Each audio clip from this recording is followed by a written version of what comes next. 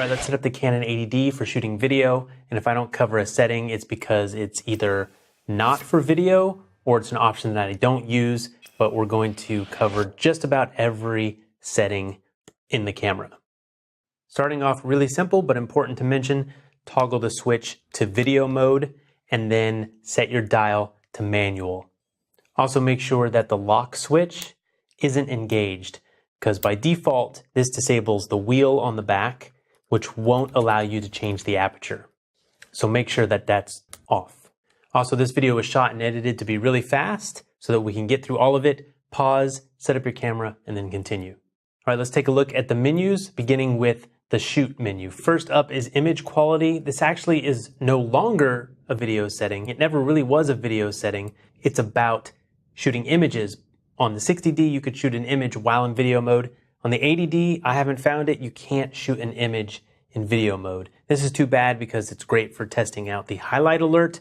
You can do that with video as well, but don't worry about this because you can't shoot an image, and raw images have nothing to do with video, so skip it.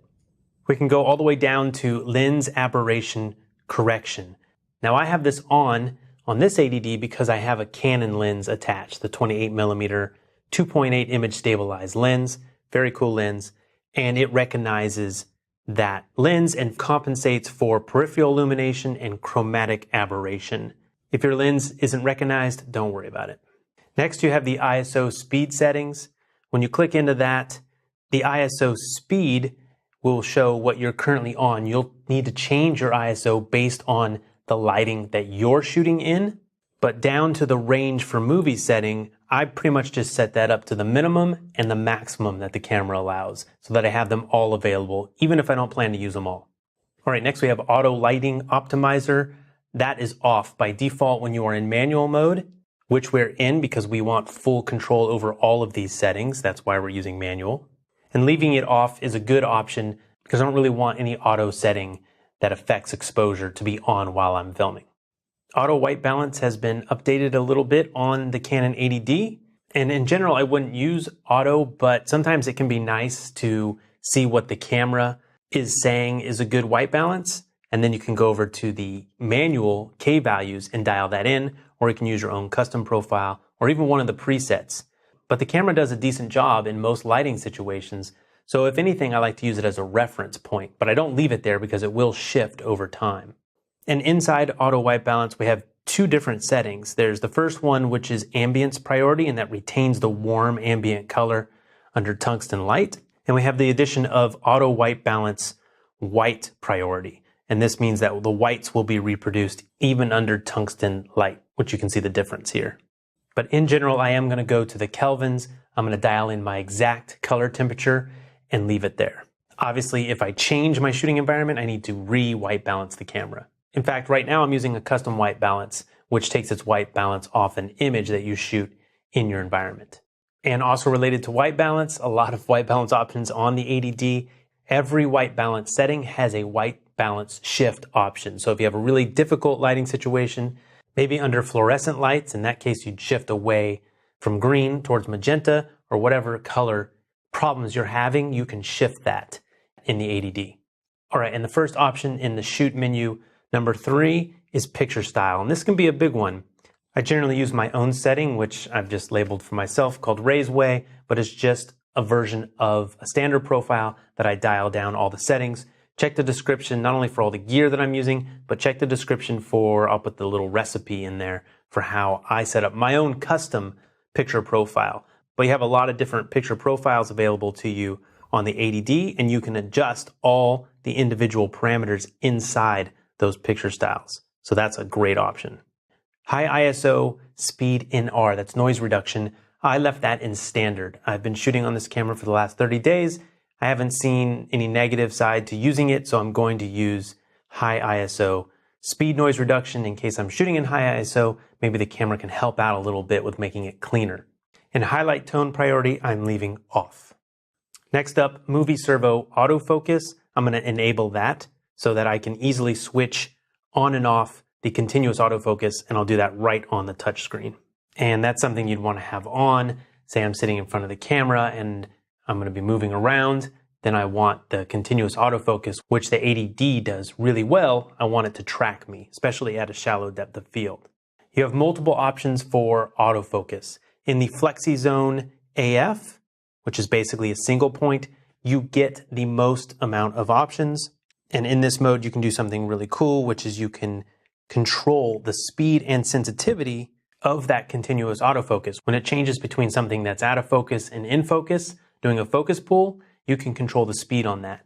In face tracking, you can't control the speed of it, but if you're in front of the camera, again, like I'm doing here, you're going to want to have it on face tracking so it follows you. So just pick the AF method that works for you. There's a ton of different options in autofocus for this camera, which is really great because it does it well. So just pick the one that's going to work for you, whatever you're shooting.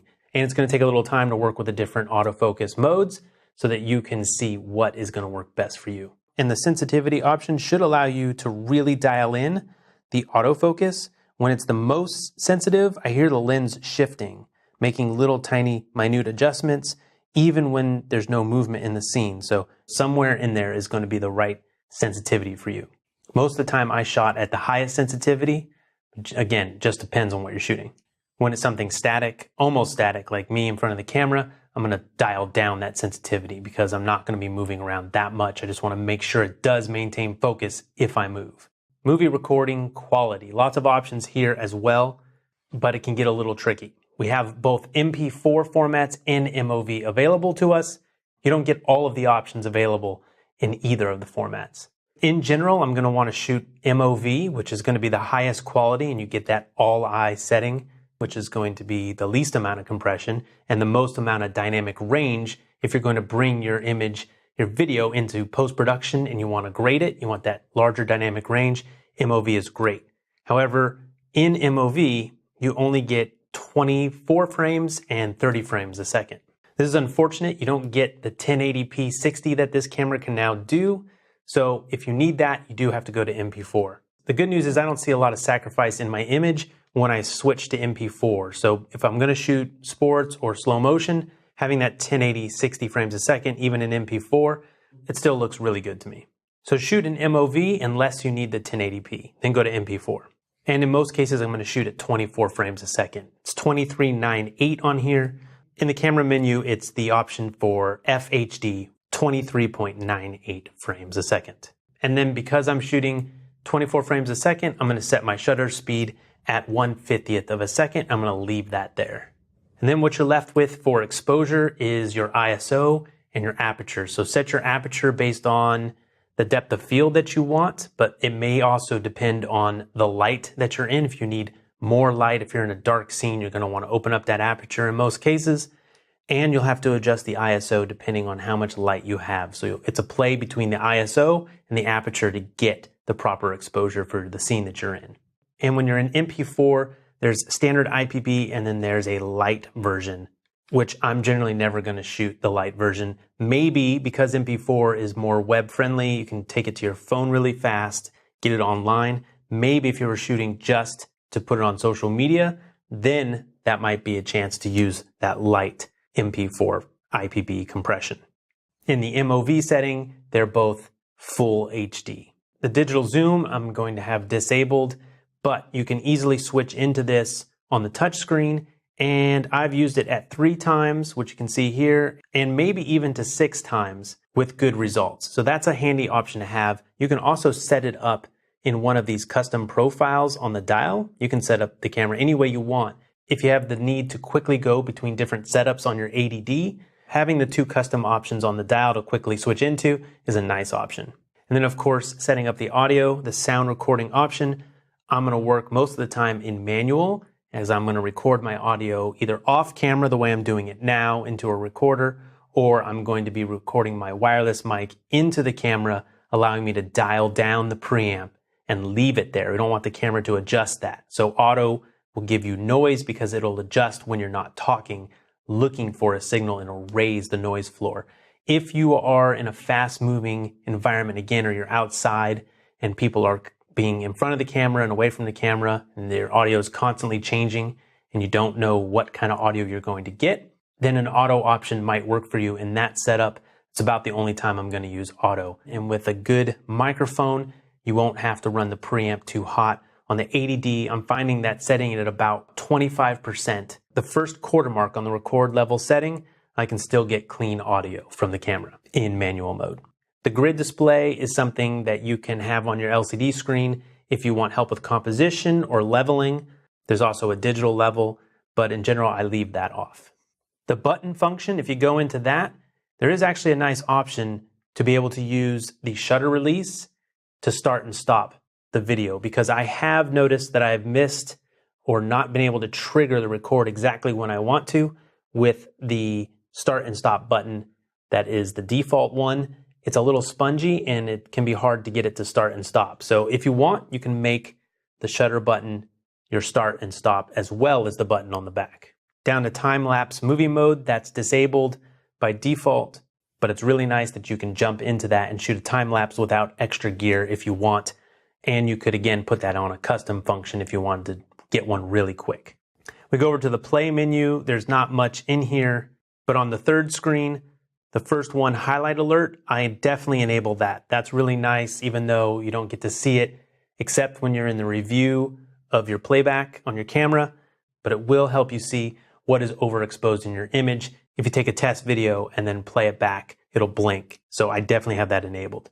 The AF point display, I like to enable on my 60D because I could take that snapshot and it shows me where it was focusing.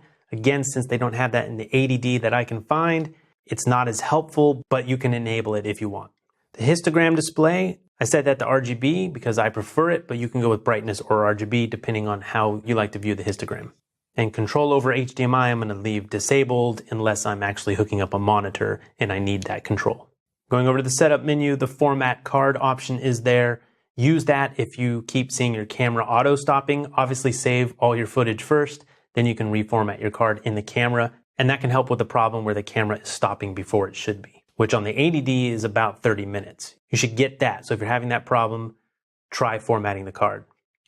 The Wi-Fi I'm going to leave off because I don't want to burn up my battery. Turn it on if I'm going to transfer something to my phone. I have the LCD brightness set to the middle. It's nice that you can turn it all the way up and see it in the sun, but you'll want to be careful about judging your exposure with the LCD depending on the brightness of your screen. That's when using histograms is really important because you can see if the image is actually blown out or not. In the viewfinder display, you can choose to display the electronic level, which is only going to show in the two AF modes for single point and multi, not in face tracking, so you can turn it on or off. And video system, you have NTSC and PAL on this camera, so if you're in the US, just use NTSC. If you're in Europe or another country that has PAL, use PAL. It'll just be easier. The feature guide I leave enabled, gives you a few brief words about what all the controls actually do. So that can be really helpful when you're learning the camera. Touch control, I leave to standard. You can change it for your preference. Sensor cleaning, I'm going to leave to auto. The info button display options, I'm going to have them all checked so that I can have all of the information displayed as I toggle through it. That's going to be the same for the live view info switch setting. And again, I'm going to have the histogram displayed to RGB. This is actually where it displays when you're seeing it before you hit record. And the other one is what you see when you look at your videos in playback. And something that I found that's really cool, when you go to the review screen, the playback screen, click through the info button. It actually tells you all of the settings that you had when you recorded the video. Sometimes when I do these, I would love to have known what the settings were. I didn't forget or I didn't mention them. It's all there for you to see. So check that out for sure. And in the custom functions 1 menu under exposure, you will find in the second menu, inside that menu, the different ISO speed increments. If you're not seeing all of the ISO options, go into here. It should be set to 1/3 stop, not 1 stop, but that should be on by default. But just in case you're not finding them, set it to 1/3 stop and you'll have all of the ISO options. All right, that's all the menu settings inside the camera. You also have the quick function button, which is going to give you a lot of access to settings on the touch screen, which is really handy. And when I'm shooting, that's what I'm going to use, such as turning on the AF servo and white balance and manual audio settings, which you can now adjust while you're recording. You can do that right there on the touch screen. So I absolutely love having access to that on the touch screen. It makes the 80D, a DSLR, more like a traditional ENG camera where you have all of those controls as buttons. The touch screen really almost replaces all of that. It's super simple. You don't have to dive into the actual menus that we just went through. All right, that's all the settings. You're ready to shoot really high quality video with your Canon 80D. You do need to know that you're in manual mode, so you can't just set up these settings and the camera's going to do it all for you. The 80D does have good auto modes, so you could switch into something like TV, which is shutter priority, set your shutter at 1/50th of a second, and let the camera do everything else. And if you were in a vlogging setup, it would work really well. Or if you're just struggling to learn your camera and all these manual settings are too much in the beginning, you will still get really nice video out of this camera in auto modes.